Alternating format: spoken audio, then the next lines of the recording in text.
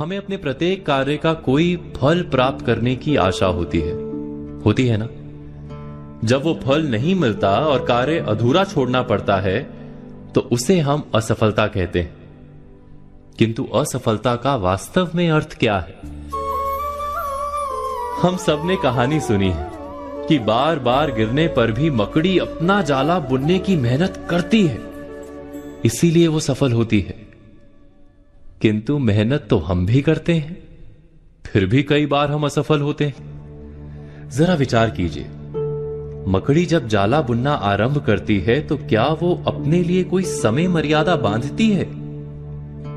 यदि एक दिन में जाला बन ना पाए तो क्या निराश होकर जीवन का त्याग कर देती है? नहीं, मकड़ी समय के साथ शर्त नहीं लगाती। आरंभ किया हुआ कार्य जब तक पूर्ण नहीं होता तब तक वो प्रयास करती रहती है। इसी कारण से मकड़ी कभी असफल नहीं होती। विचार कीजिए, केवल 10 कदम में पर्वत की चोटी पर पहुंचने की शर्त लगा लें तो हम अवश्य 11वें कदम पर स्वयं को असफल मानेंगे ना? किंतु हम केवल चलते रहने का निर्णय करें तो पर्वत की चोटी पर देर अबेर अवश्य पहुंच जाएंगे।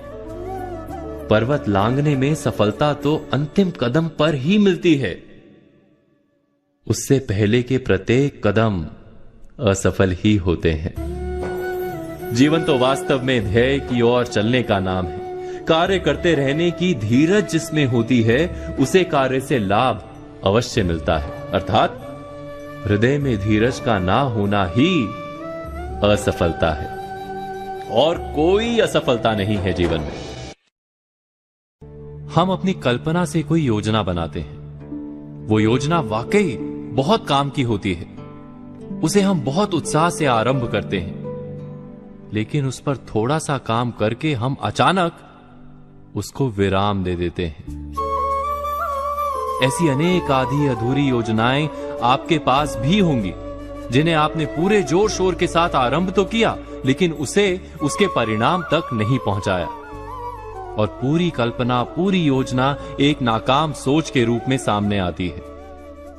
आपने कभी विचार किया है कि ऐसा क्यों होता है? ऐसा मात्र कार्य में संकल्प शक्ति के अभाव के कारण होता है। हम कार्य आरंभ करते समय अपनी संकल्प शक्ति पर विचार नहीं करते।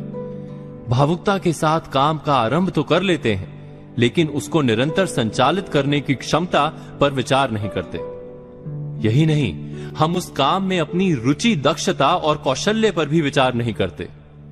बस कल्पना अच्छी लगती है और हम उस काम को करने का निर्णय कर लेते हैं। ऐसा जब जब और जहां जहां होगा, कार्य अधूरा छूटेगा ही, क्योंकि कार्य वही पूर्ण होता है जहां कौशल्य पूर्ण लगन, तब पूर्ण रुचि और संकल्प शक्ति का सही मेल हो। जहां भी इन तीन या इनमें से किसी एक का भी अभाव होगा तो वो योजना कितनी भी बढ़िया, कितनी भी लाभप्रद हो, परिणाम कुछ नहीं निकलेगा। ठीक वैसे ही जैसे किसी रोग को दूर करने के लिए सही परहेज, उचित आराम और सही दवाइयों की आवश्यकता होती है। आगे से किसी भी कार्य के आरंभ के पहले अपनी संकल्प शक्ति, लगन और रुचि पर अवश्य विचार कीजिएगा। आप निश्चय ही हर काम में सफल होंगे। आधी अधूरी योजनाएं कभी आपके हिस्से में नहीं आएंगी। इस मंत्र को आजमाइएगा जरूर। जैसे मान लीजिए कि हमारा पड़ोसी लाखों रुपए महीने कमाता है। वो अक्सर नए नए ढंग के फोन और महंगी गाड़ियां लेकर आता है। हम उसके बराबर की आमदनी नहीं करते, लेकिन हमारे मन में उसे ये दिखाने की लालसा जागती है कि हम तुमसे कम नहीं हैं। हम उसकी तरह की घड़ियां और फोन खरीदने निकल पड़ते हैं। हम कभी नहीं सोचते कि जाने अनजाने हमें दिखावे या आडंबर की महाघातक बीमारी ने चपेट में ले लिया है। क्या आपने कभी इस दिखावे के बारे में सोचा है? ये दिखावा और कुछ नहीं, एक मानसिक बीमारी है। हमने अक्सर समझदार लोगों को इसके फंदे में पड़ते पाया है। ये और कुछ नहीं करती, बस इतना ही करती है कि आपसे विवेचना और समझ की शक्ति छीन लेती है और एक ऐसी अंधी दौड़ में कूद जाने के लिए तैयार कर देती है जिसका कोई सार्थक अंत नहीं दिखता।